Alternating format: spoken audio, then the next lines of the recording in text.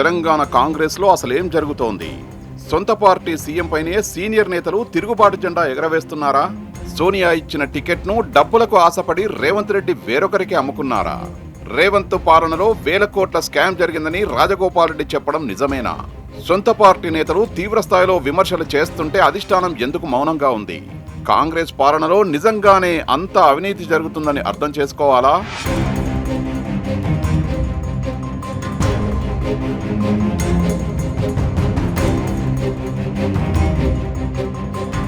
గతంలో ఉమ్మడి కరీంనగర్ జిల్లాకు చెందిన సీనియర్ నాయకుడు జీవన్ రెడ్డి సీఎం రేవంత్ రెడ్డి వైఖరిపై తీవ్ర స్థాయిలో ధ్వజమెత్తారు. తన నియోజకవర్గంలో ఎదురైన పరిస్థితులపై, కాంగ్రెస్ శైలిపై ఆయన ఎంత తీవ్రంగా రగిలిపోయారో రాష్ట్ర వ్యాప్తంగా పెద్ద చర్చ జరిగింది. ఇప్పుడు తాజాగా మరొక అత్యంత సీనియర్ నాయకుడు, ఏకంగా రాష్ట్ర ప్రణాళికా సంఘం ఉపాధ్యక్ష హోదాలో ఉన్న డాక్టర్ జి చిన్నారెడ్డి చేసిన వ్యాఖ్యలు తెలంగాణ రాజకీయాల్లో పెద్ద భూకంపాన్ని సృష్టిస్తున్నాయి. పరిస్థితి ఇలాగే కొనసాగితే నేను కూడా జీవన్ రెడ్డి లాగే తిరగబడతా అంటూ చిన్నారెడ్డి బహిరంగంగానే హెచ్చరించడం కాంగ్రెస్ వర్గాల్లో పెను కలకలం రేపింది. టికెట్ పొందిన వ్యక్తితో డబ్బులకు ఆశపడి నా టికెట్ ను పక్కకు పెట్టారనేటువంటి మాట కూడా మీతో మనం చేస్తున్నాను. నేను చెప్పిన తర్వాత కూడా కొంత డబ్బులకు ఆశపడి నా టికెట్ కోశారు. ఇలా నా 48 సంవత్సరాలు నిర్మాణం చేసుకున్న రాజకీయ జీవితాన్ని ఒక్క వేటుతో కింద పడేశారనేటువంటి మాట కూడా మీతో నేను మనం చేస్తా ఉన్నాను. నేను పడిపోతే పడిపోవచ్చు, కానీ ఇలా వనపర్తి నియోజకవర్గాన్ని పూర్తిగా నాశనం చేశారు. ఇదా కాంగ్రెస్ పార్టీ? ఇదా రాజకీయం? గత శాసనసభ ఎన్నికల్లో సోనియా గాంధీ స్వయంగా చిన్నారెడ్డికి వనపర్తి అభ్యర్థిత్వాన్ని ఖరారు చేశారు. చిన్నారెడ్డి దశాబ్దాలుగా పార్టీకి చేసిన సేవల్ని గుర్తించి ఆయన సీనియారిటీని గౌరవిస్తూ సోనియా గాంధీ స్వయంగా రేవంత్ రెడ్డితో కూడా మాట్లాడారట. చిన్నారెడ్డి పార్టీకి పెద్ద దిక్కుగా ఉన్నారు, మీరే దగ్గరుండి ఆయన ఖర్చులు చూసుకొని వనపర్తిలో ఆయనను గెలిపించుకొని తీసుకురండని సోనియా గాంధీ స్వయంగా సూచించినట్టు చిన్నారెడ్డి చెబుతున్నారు. కానీ ఆఖరి నిమిషంలో ఏమైందో తెలుసా? సోనియా గాంధీ గ్రీన్ సిగ్నల్ ఇచ్చిన టికెట్ హఠాత్తుగా చేతులు మారింది.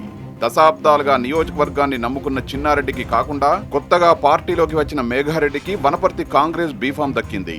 ఈ హఠాత్ పరిణామం వెనుక ఏం జరిగిందనే విషయాన్ని చిన్నారెడ్డి ఇప్పుడు బాహాటంగా బయటపెడుతున్నారు.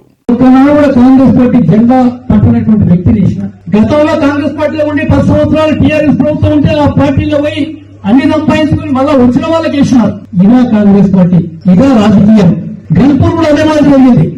ఇన్ని తప్పు చేస్తున్నా మేము భరించి ఊరుకుంటున్నాం. నేను భరించకుంటే ఇంకో జీవన్ రెడ్డి కావాల్సి వస్తుంది.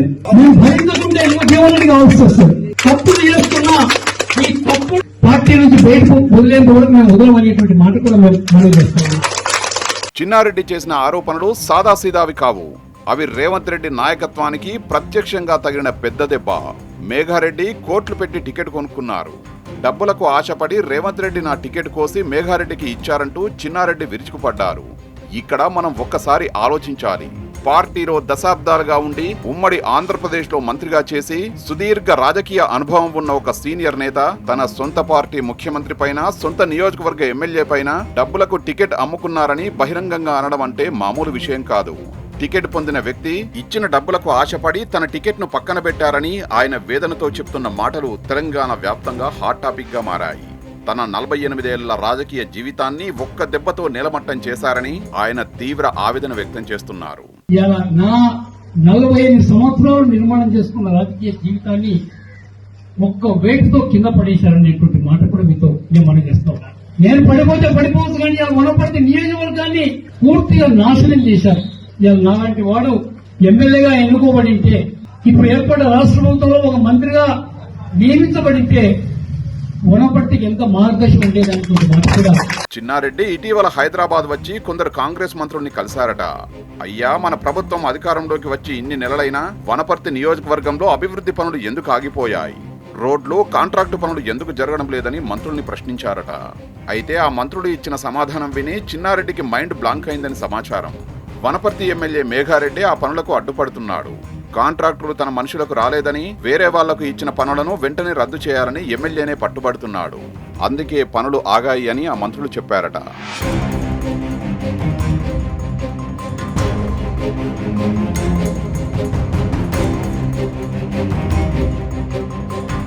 మనం ఒక్కసారి ప్రాక్టికల్ గా ఆలోచిస్తే ఇది కేవలం వనపర్తి నియోజకవర్గానికో లేక చిన్నారెడ్డికి మేఘారెడ్డికి మధ్య ఉన్న వ్యక్తిగత గొడవకో పరిమితమైన సమస్య కాదు. ఇది మొత్తం తెలంగాణ కాంగ్రెస్ లో నడుస్తున్న సీనియర్లు వర్సెస్ రేవంత్ రెడ్డి వర్గం రాజకీయం. రేవంత్ రెడ్డి తన వర్గాన్ని బలపరుచుకుంటూ తనకు అడ్డు వచ్చే పాత సీనియర్లను పక్కన పెడుతున్నారనే భావన కాంగ్రెస్ సీనియర్లలో బాగా నాటుకుపోయింది. అందుకే అసలైన కాంగ్రెస్ కార్యకర్తలు రేవంత్ వైఖరిపై రగిలిపోతున్నారు. పార్టీలో జరుగుతున్న అన్యాయాన్ని భరించలేక ఇతర పార్టీల వైపు చూస్తున్నారు. అంతేకాదు, నాయకులు పంతాలకు వెళ్లి ఓట్లేసిన ప్రజల్ని పట్టించుకోవడం లేదని ఇక్కడ స్పష్టంగా అర్థమవుతోంది.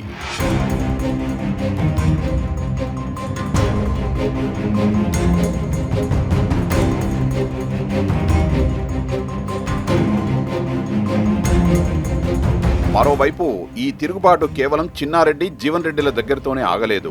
Congress fire brand Munugode MLA Komatireddy Rajagopal Reddy కూడా రేవంత్ శైలిపై మండిపడుతున్నారు. పార్టీలో బయట నుంచి వచ్చిన నాయకుల పెత్తనం ఎక్కువైందని ఆయన వార్నింగ్ ఇచ్చారు. మొదటి నుంచి కాంగ్రెస్ జెండా మోసిన అసలైన నాయకులు, కార్యకర్తలు అనాథలుగా మారుతున్నారన్న ఆవేదన ఇప్పుడు రాజగోపాల్ రెడ్డి మాటల్లో స్పష్టంగా బయటపడింది. కాంగ్రెస్ పార్టీలో బయట నుంచి వచ్చిన వ్యక్తుల ఆధిపత్యం ఎక్కువై నిజమైన కాంగ్రెస్ పార్టీ నాయకులు, కార్యకర్తలకు అన్యాయం జరుగుతుందనేది నా భావన. ప్రజాపాలన వచ్చినప్పుడు తెలంగాణ ఉద్యమకారులను కానీ, కాంగ్రెస్ పార్టీ నాయకులను కానీ మొదటి నుంచి వచ్చిన వాళ్ళకు కూడా గౌరవం దక్కాలనేది ఈ ప్రభుత్వంలో వాళ్ళకు కూడా సముచిత గౌరవం కల్పించాలని చెప్పి నా భావన. కోమటిరెడ్డి రాజగోపాల్ రెడ్డి చేసిన మరొక విమర్శ ఇప్పుడు తెలంగాణ రాజకీయాల్లో మరింత తీవ్ర చర్చకు దారితీసింది. సీమాంధ్ర పాలకులు, సీమాంధ్ర మీడియా చేతిలో తెలంగాణ ప్రభుత్వం కీలుబొమ్మగా మారిందని ఆయన సంచలన ఆరోపణ చేశారు. సీమాంధ్ర వ్యాపార, రాజకీయ శక్తుల చెప్పుచేతల్లో కాంగ్రెస్ పార్టీని, ప్రభుత్వాన్ని నడపవద్దని ఆయన హితవు పలికారు. అంతేకాదు, అభివృద్ధి పేరుతో వేల కోట్ల రూపాయల దోపిడీకి దిగబడుతున్నారని రాజగోపాల్ రెడ్డి చేసిన తీవ్ర అవినీతి ఆరోపణలు రేవంత్ రెడ్డి ప్రభుత్వ పునాదులనే షేక్ చేస్తున్నాయి. అధికారాన్ని అడ్డం పెట్టుకొని అభివృద్ధి పేరు మీద లక్షల కోట్లు దోసుకుంటున్న వాళ్ళు ఎమ్మడి పడతాం, దోపిడికి వ్యతిరేకంగా పోరాటం చేస్తాం. మేము నిజాయితీ పరులం అని చెప్పేసి మా సహనాన్ని, మా ఓపికని చేతగానితనంగా భావించొద్దు.